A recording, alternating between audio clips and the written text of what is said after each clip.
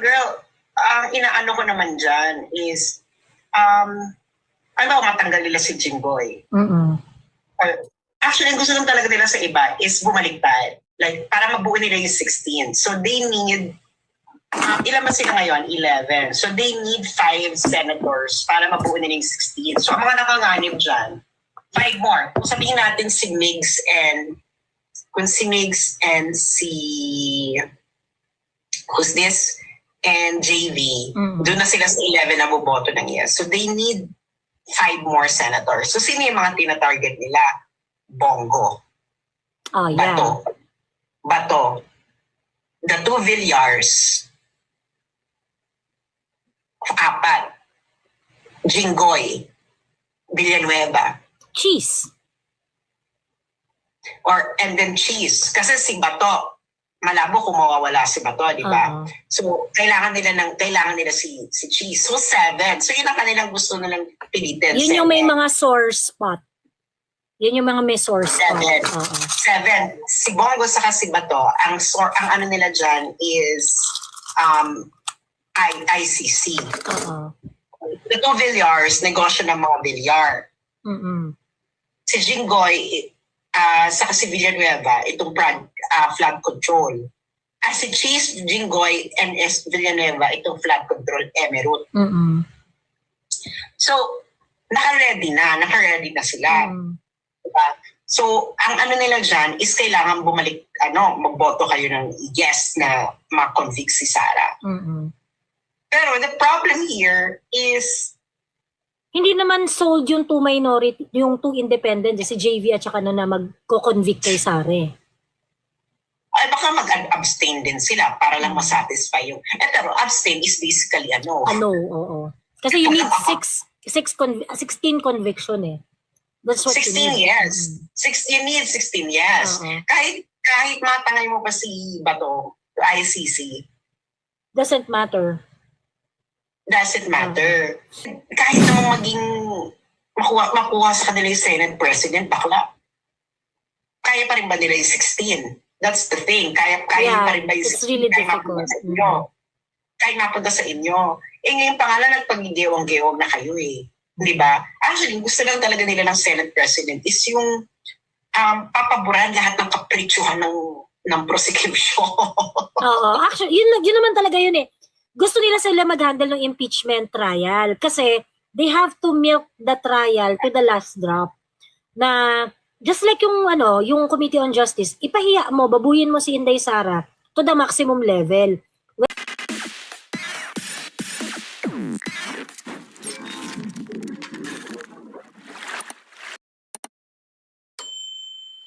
Hello, Gigi! Thank you po, Miss Joey. Tuloy-tuloy niyo lang po kasi parang feeling ko nag-work na yung pagpapaakyat mo ng mga kakamping. Na parang kung hindi niyo po napapansin, ang general feeling ngayon sa Facebook or even sa threads is parang mga kakamping na nare-realize na nila yung toxicity ng fandom nila. Nagsi-self-implode na sila. So feeling ko meron akong kwentong barangay mamaya Ang kwentong barangay ko ay warning dahil merong kakaibang nangyayari sa barangay. Naalala ko na. Naalala niyo sa akin Ayan. I-remind ka namin mamaya. Ayan. Yun lang po. Tsaka there's no better time to be proud being a DDS right now. Kasi kung tutusin, parang inaamin ko po na I was kind of low-key in the past few months kasi I'm focusing on my job and I want to make my timeline and my news feeds as clean as possible kasi syempre nagmamarket ako using my social media. But looking at the situation right now, there's no other time to be proud talaga to be a DDS than today. Then because of what we are seeing right now, parang hindi naman sa pagmamayabang, parang tayo na lang ang natitirang may moral compass talaga sa lahat ng mga fandom. Parang wala parang I'm so sorry for the Pinks and the Dilaws. Although feeling ko naman most of your members still have that patriotism born out of the Cory kumbaga era, but most of your talaga is nagiging toxic na, parang nasobrahan na kayo ika nga sa pagiging self-righteous, and it's already not working in your favor. Pero may hope pa rin ako na sana balang araw magising kayo at makita ninyo yung nangyayari ngayon sa Pilipinas, na hindi na ito about pink, about yellow, about DDS green, what kahit anong color. We are already being kumbaga binabastos, hindi ko alam yung tama na term na kumbaga harap-harapan na tayong binabalasupas. Parang makita nyo naman yung ginagawa ng mga North Stars ninyo, na parang instead of addressing the real problem to the root cause, parang lililigaw kayo. For what? Para saan? Siyempre, para sa self-interest nila. Ang nakikita kong narrative na sinasabi nila, pare-pareho lang naman may self-interest yan. Sige, granting lahat naman ng mga politiko may mga sariling self-interest, pero kaninong interest ang mas nakafocus para sa interest ng iilan lang? Yeah, actually, sa totoo lang, hindi naman talaga natin maiiwas. Sa mga politiko, merong mga sarili talagang interest yan. Correct. Pero, this is the difference of yung politics ng mga Duterte supporters. Whatever interest na meron man yung mga politiko, we would never know kasi hindi man natin barkada, hindi man natin friends yan. Hindi naman natin nababasa yung mga utak niyan eh. But whatever interest, self-interest that they are forwarding, at the end of the day, ang laging tanong dyan, ano ang benefit ng tao sa yan?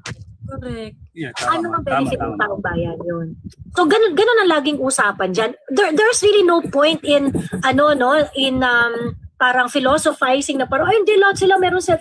Oo, kahit naman ikaw meron kang interest eh. Kahit naman tayo mga botante meron tayong mga self-interest eh. 'Di ba? But at the end of the day, ang kailangan na ang binibilang natin dito at ang dapat na nating bigyan ng pansin at pagtuunan ng attention is paano makikinabang ang sambayan ng Pilipino dyan. Kasi at the end of the day, yung benefit sa bansa natin, yun yung dapat na priority. Yun yung dapat na ina-account natin. Ayan, okay. Anyway, ang tawag dito, pwedeng yung mga ang tawag dito, yung mga sunod-sunod tayo dito, guys, ha? Kapag hindi mo pa turn magsalita, pa-mute muna ng microphone para hindi nagsasapawan yung audio natin. Kasi yung TikTok, siya ang tawag dito, kapag ka merong nagsasalita, yung isang speaker, nakikembot yung isang speaker. So, kailangan nakamute muna, isa lang yung nagsasalita para malinaw na malinaw talaga. Ayan, okay. Gigi, meron ka pang gustong i-share? Yun lang po. Thankful ako na nag-work na po yung mga pinagagagawa natin. Kasi hindi ko naman inaasahan na mako-convert natin yung mga kakampings, but at least everything is now making sense to them that they're really toxic. Nagigets na naman. Yes, and feeling ko naririnig nila yung mga pinag-usapan natin dito. Hindi man nila aminin. They're actually, kumbaga nagkakaroon sila ng self-reflection. So I like that you're prioritizing mga opposing views. So go. Mga opposing views, sakit na kayo guys. Kayo ang priority dito. Correct, Thank you, Ms. Joey. Thank you, Gigi. Maraming salamat. Correct. Ayan, hello. Amina Hamada. Hi, good morning. Sorry, sa US ako. Currently 10 a.m. dito. 10 a.m. umaga dyan. 10:28 a.m. Good morning. Good morning. Rise and shine. Yeah, this is my first time joining any live at first time ko rin po na sumali sa ganito.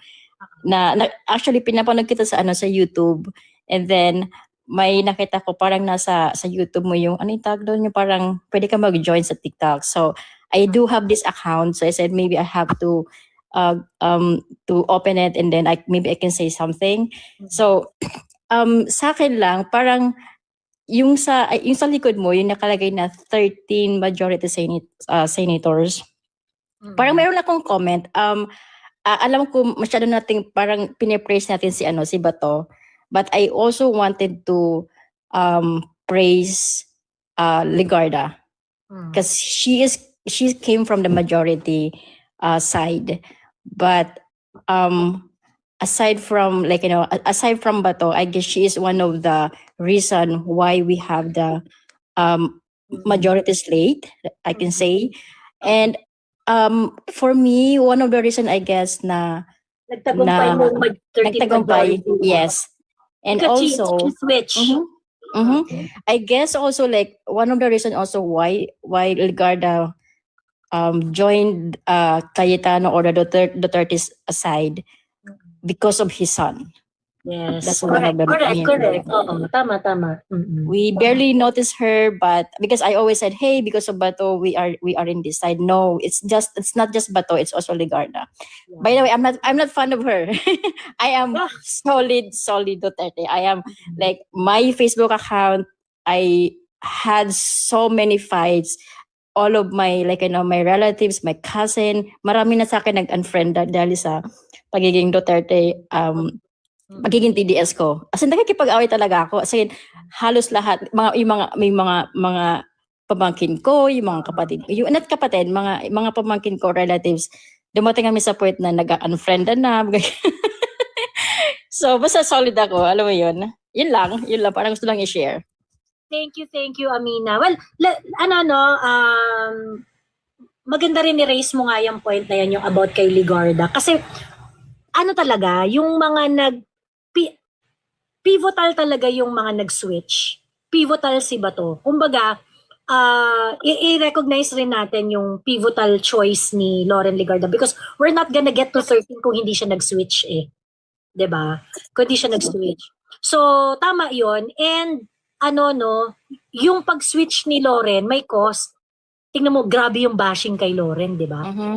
Grabe yung bashing kay Loren. Ang chismis sa kaparangan, talagang meron daw talaga siyang senador na ginalit dahil sa kanyang pag-switch at talagang ginamit ang kanyang makinarya sa show business para ilampaso talaga si Loren Ligarda at i-bash ng todo-todo. Alam nyo na yon kasi di ba, eskwela to, dito joy ako. Sino ba yung merong showbiz connection? Jarn! Di ba? So yun. Kaya grabe yung pambababoy kay Loren after. So, let us continue to give support and let's be vocal in our support no sa 13 majority senators kasi may talaga sila, may sacrifices sila diyan eh. Deserve nila yung moment na to na masuportahan. Ayan. True. Yeah, yan lang po. First time ever. You did well, na Amina. mag-join. Thank you. Maraming salamat. O, di ba? Hindi ka naman kinakabahan. Hindi naman. Medyo nung una, yung parang pag tinitingnan ko yung how you communicate with the rest, like parang napaka-common, parang said, I guess pwede akong pumasok sa how you communicate with your viewers. Napaka-enlightened, like you're open any criticism, parang open ka sa debate. Sabi ko hindi ako good debater. Medyo nakikinig lang naman ako at most parts sa mga pag nag-usap kayo ni Sas ganyan, parang sabi ko I wanna try. So yeah, this is my first time. Okay, thank you so much. Ayan. Shomai, mute lang kita ha. Ayan. Mute lang kita, Shomai, at yung iba pang nagko-connect. Okay. Ayan. Thank you. Amina Hamada, thank you very much. And akyat lang kapag may time. Enjoy your day there. Si Idol. Hello, Idol. Hello, Joey. Hello po. Good evening. Good evening po. Yan. Ano po ang gusto nyong i-share? This is my first time dito sa live mo. Tagal na ako naka-follow sa YouTube. Doon lang kasi ako nakikinig sa inyo eh. Dati kasi kina Mother Dragon, kina Sas, medyo may mga pagka hindi magkaintindihan. Oo, So, malala. hinahayaan ko na lang kasi hindi naman ako one-sided eh. Kung ano yung pinaglaban nyo, yun lang yung pininindigan ko sa inyo. At least hindi ka bumaliktad. Ang daming bashing sa'yo, ang daming nag-unsubscribe sa'yo. Pero hinayaan ko lang kasi siyempre karapatan din naman kung ano yung paniniwalaan nilang mga ganong bagay. At least nakikita ko rin sa'yo na you're still fighting for, the truth, Hindi naman kasi yung iba kasi puro na lang eh, parang paninira. Dapat magkaisa tayo kasi parang binababoy na tayo ng gobyernong to eh. Hindi na kasi maganda yung ginagawa eh. This is not, Kasi pag kumakampi ka sa Duterte, sasabihin DDS ka. Hindi, di ba pwedeng para sa bayan natin? DDS na talaga. Kasi parang wala kawawa na talaga yung Pilipinas, naghihirap na, wala na, looting na yung ginagawa nila sa pera natin, kawawa na yung mga kababayan natin, lalo na sa baha, nalulunod na yung bayan natin, ganun pa rin. At tapos, dito mo talaga makikita yung lahat ng mga yung mga nakaupo dyan, na mga buhay. Dito mo makikita yung tunay nila na kulay. Alam natin na sila nakikinabang din sa maleta na yan. Di ba? Ako, kung sa totoo lang, kahit sa partner ko, sinasabi ko, wag lang sana makita ko si Bangag sa personal kasi baka magiging history ako ng Pilipinas. Sinabi ko talaga sa kanya yun.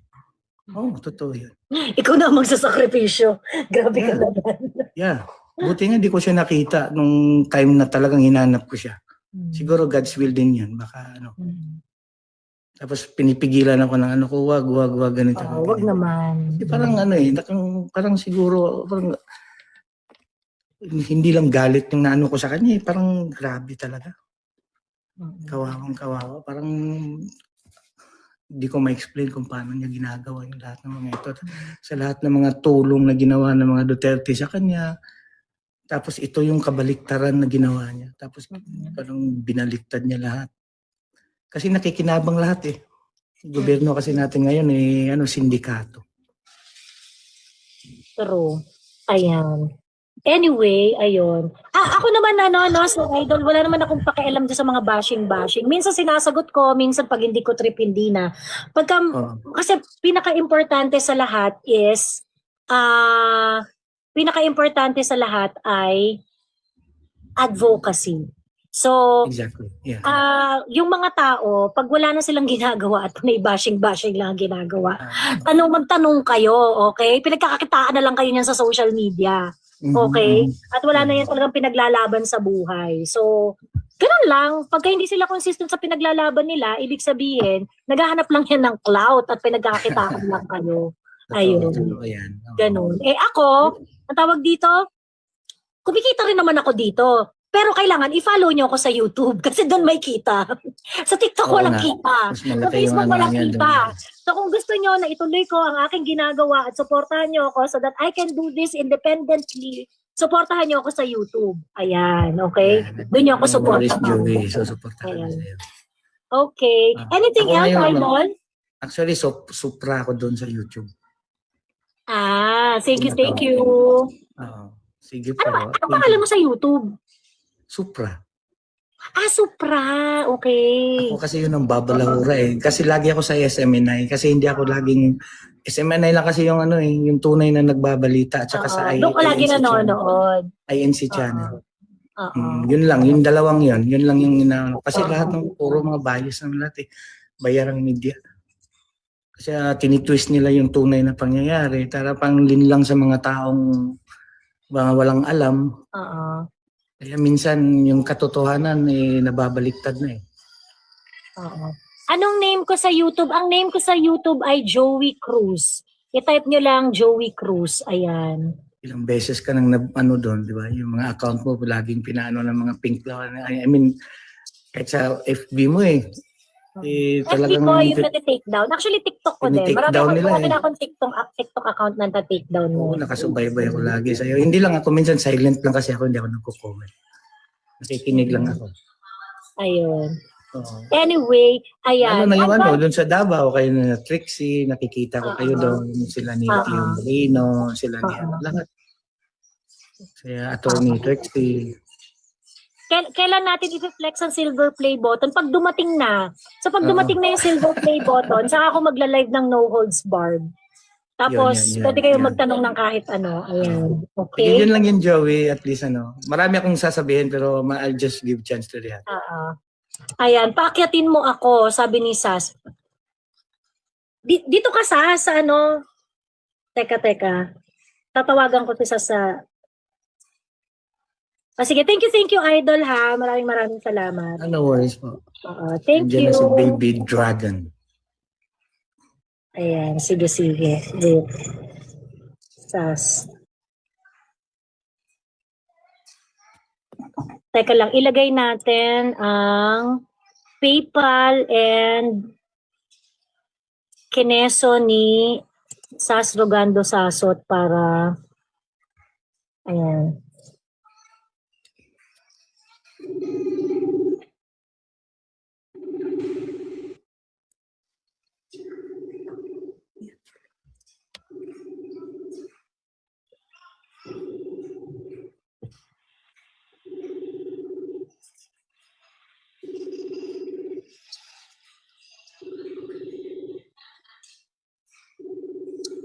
Sas, tinatawagan kita. Ano ka, via phone ka, via phone patch.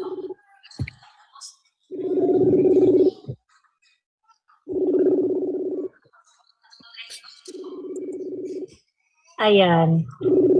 Saan mo ako tinatawag? Sa Messenger. Sa Messenger mo.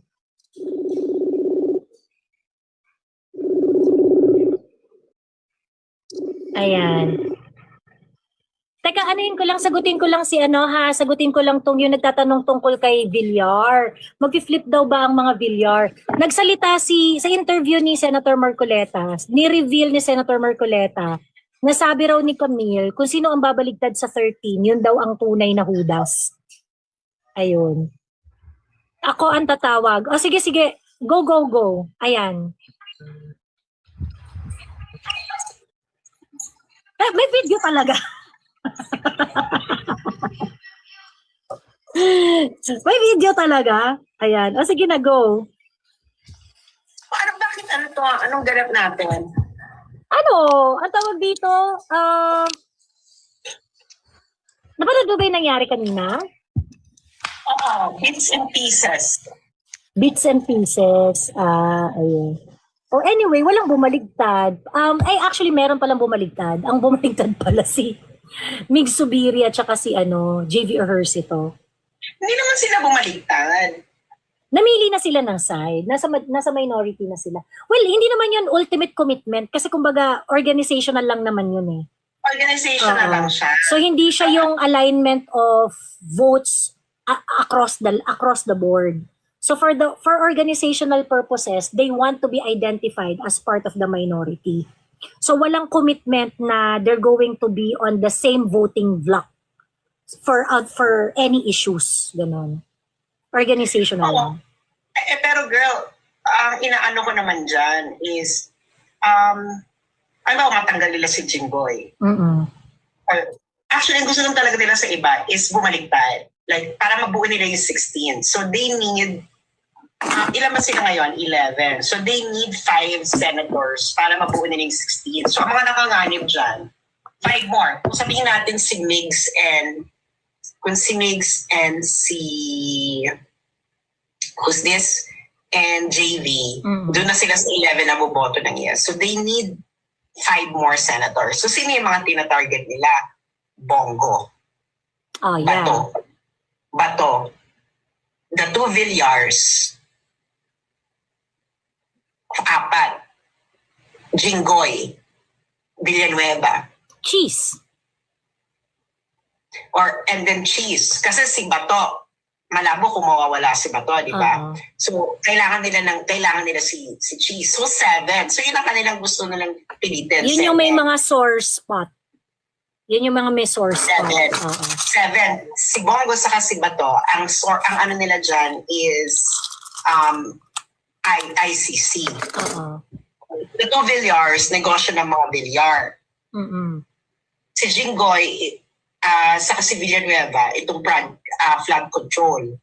Si Cheese, Jinggoy, and Villanueva, itong flood control, Emerald. So, naka-ready na sila. Diba? So, ang ano nila dyan is kailangan magboto kayo ng yes na ma-convict si Sara. Pero the problem here is hindi naman sold yung 2 minority, yung 2 independent, si JV at saka na magko-convict kay Sara. Ay, baka mag-abstain din sila para lang masatisfy yung... pero abstain is basically oo. Kasi you need 16 conviction eh. That's what 16 years. You need 16 years. kahit matangay mo pa si Bato to ICC, Doesn't matter. doesn't matter. Di ba? Mm-mm. Ang ano naman yan, girl, ano talaga yan sila.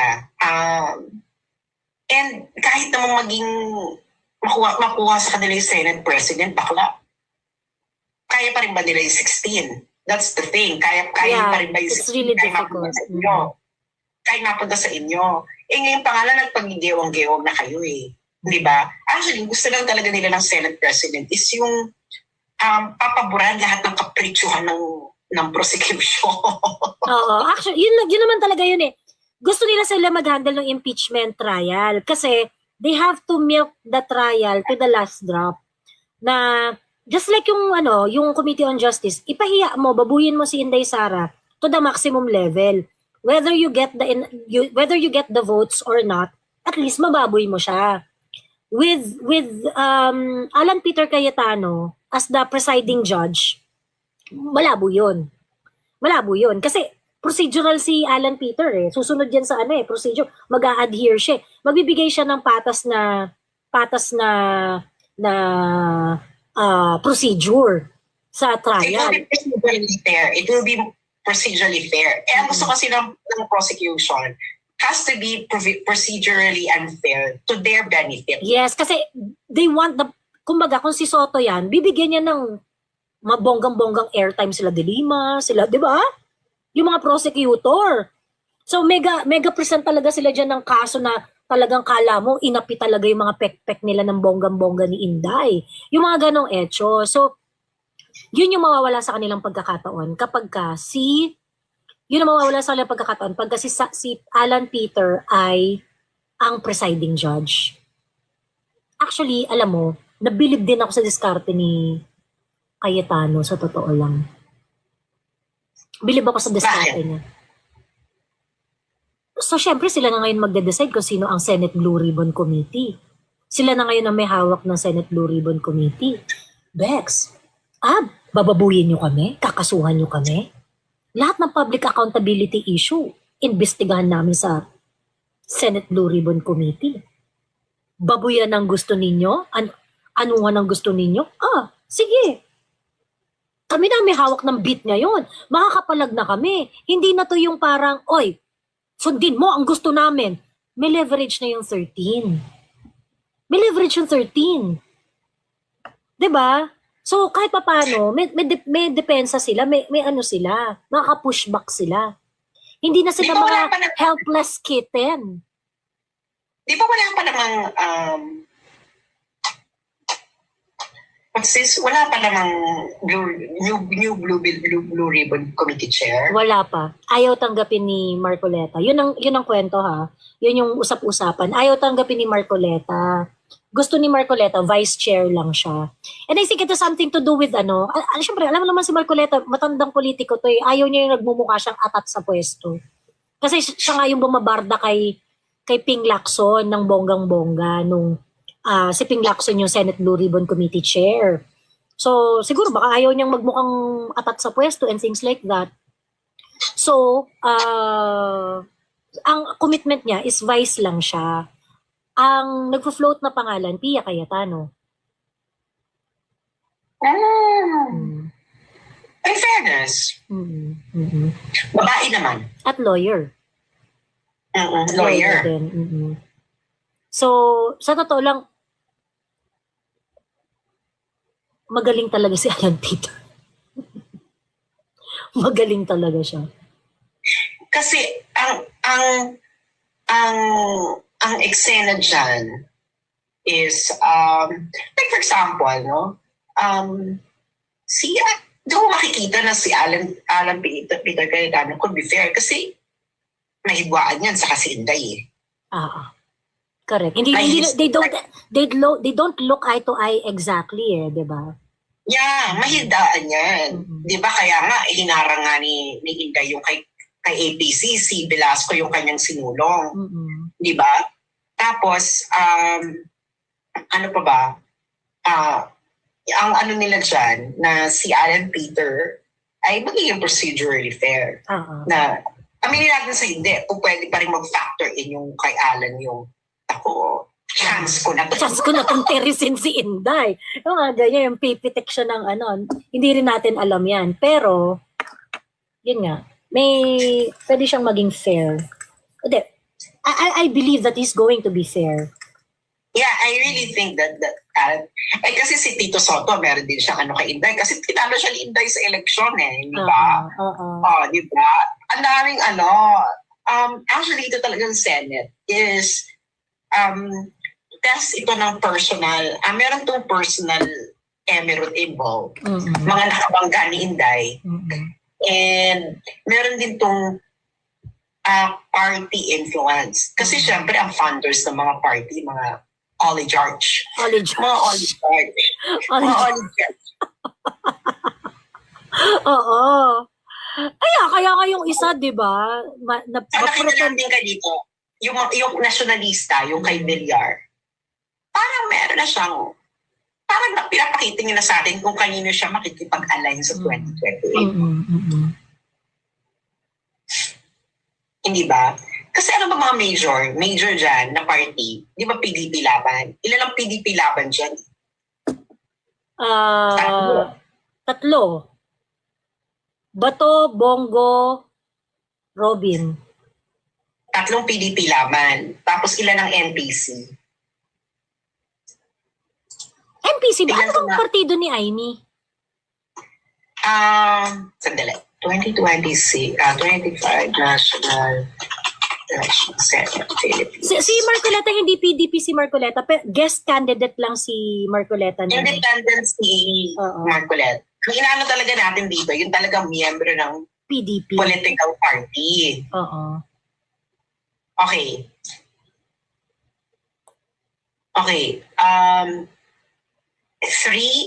Pinakamaraming, NPC, 6. So, NPC ang pinakamarami. NPC is a party ni Danding Cuangco. At ang mga miyembro ng NPC, JV, Escudero, Gatchalian, Garda, Lito Lapid, Tito Soto. Kaya makikita natin, yung NPC, medyo namamangka ito sa dalawang ilog. Si Aimee pala nasyonalista.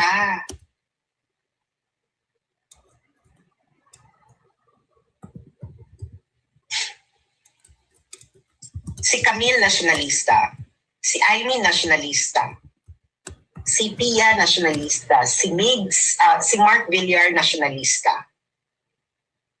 Si Alan Peter independent. Oo. Loren, NPC.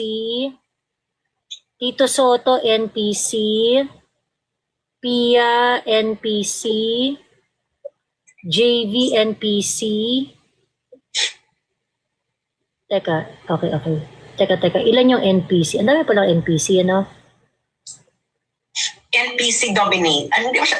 NPC plurality. Oo. Yung Nationalista People's Coalition at saka yung Nationalista Party ni Camille, same lang ba yun? Oo, nationalista. Oo. Ay, hindi. Nationalista is iba.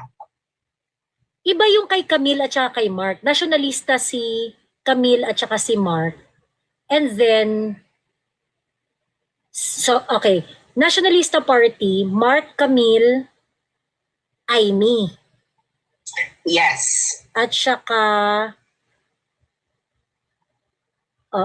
tatlo lang sila. Na NPC, Loren, Tito Soto. Si Pia nationalista. Pia pala nationalista. So, 4 pala silang nationalista. Nationalista People's Coalition, yung NPC, Loren, Nationalist? NPC, Nationalist People's Coalition. NPC, Loren, Tito Soto, Cheese Escudero, Win Gatchalian, Lito Lapid. Yun. So, ang NPC, si Ang chair Lauren. ang president ngayon ng Nationalist People's Coalition, si Jack Duavit ng GMA7. Oo. Ng GMA7 family. Oo. Ang chairman, si Tito Soto. Oo. Ang leader, si Mark Coangco. Oo. Si Mark Coangco ba bumoto for impeachment? Oo. Mm-mm. Oh. So NPC would like to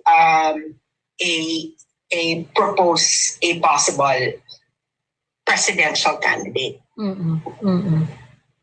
for 2028. Mm-mm. I don't know, maybe Tito Soto or whoever. So, Sa Senate ngayon, dalawa lang yung NPC na nasa majority. The rest nasa minority. O kaya nga, parang silang party-wise, parang namamangka sila sa party-wise. dalawang imo. Mm. Party-wise. Hindi ba? Mm. Yung nationalista, talagang bolted sila with PDP laban. Mm-mm. Hindi sila divided. So, ang divided is the Nationalist People's Coalition. Mm-mm. So, kaya makikita na, kasi affiliated ang Nationalist People's Coalition with the administration. Mm-mm. Sorry. Ayan, sorry, nawala tayo sa YouTube. Ayan, we're back, Balakubak. Ayan. So ano natin, ang Liberal Party, some NPC in majority, Liberal Party, NPC, Lakas, Kanpi at Akbayan. Mm-mm. These are for conviction. Gusto talaga nila magbura sa mapa si political map si Inday Sara. Oo. Because una-una, at ito rin yung makikita mo magkakaroon ng coalition for 2028. Mm-mm. So, hindi pa rin nila alam kung madadala sila sa drama ni Risa Ontivero. Kaso parang, si Risa, yung parang funding na nga lang ang pinaglalaban, di ka pa rin makonvince. Walang potential, Risa. Bakit walang panawagan sa kanya? No? Bakit siya parang nananawagan sa kasi Trillanes na okay na ako na. Oo. Handa na po ako.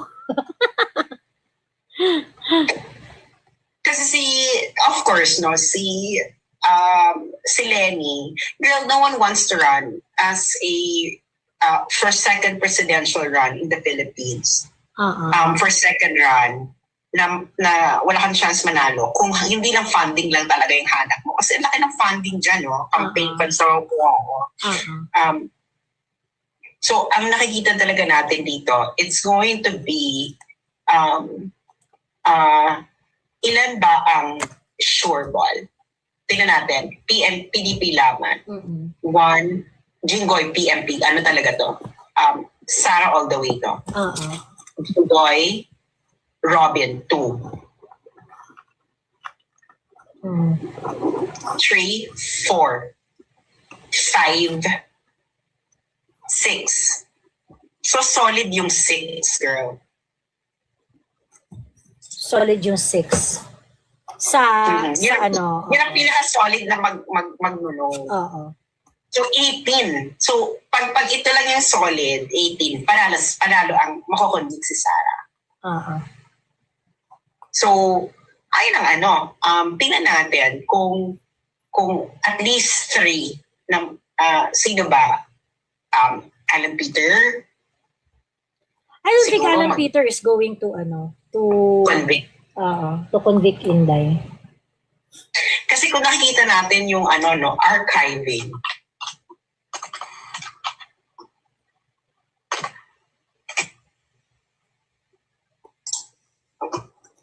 (2025) Senate impeachment. It doesn't yung conviction kasi it doesn't support the previous position of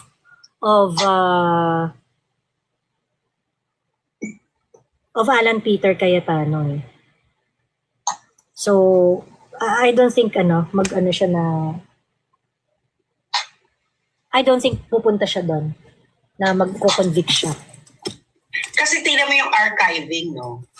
Ano ba yung archiving vote? apat yung nagsabi na huwag i-archive. Oo. So ito yung pinaka-solid. Oo. Nag-abstain si Lacson. So basically, no. Oo. Fine. So may 19 na nagsabi na i-archive. Oo. So, pwede pa rin talaga magbago bakla. Oo, totoo. Hindi pa yan yung botohan sa impeachment. Itong 11-13, hindi pa yan ang botohan sa impeachment. Oh, actually kasi I don't think itong si Mig Subiri is going to vote for Inday Sara's impeachment kasi talagang mazizero siya sa Mindanao. Pag ginawa niya yan. So malabo talaga. I don't think that's going to be the Pero ayun, and the alignment with the minority is only organizational. Hindi naman siya yung vote alignment across the board. Hindi siya positional. Hindi siya positional. Organizational lang siya. Ayun. So that's very important kasi syempre of course sa part nila sa part ng nito ni JV at may mga channel because they want to keep their independence, kineso, yung mga ganun drama na etchos na independent-minded sila ganyan. Diba? Ayun.